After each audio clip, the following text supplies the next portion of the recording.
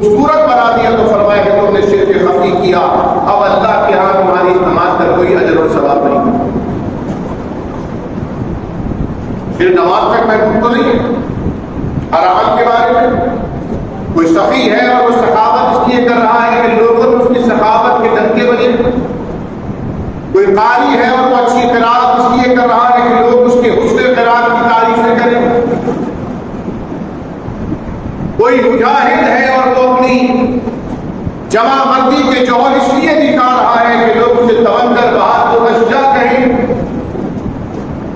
अल्लाह के नबी सल्लल्लाहु अलैहि वसल्लम ने फरमाया क़यामत के दिन सबसे पहले ही नींद को जहन्नम में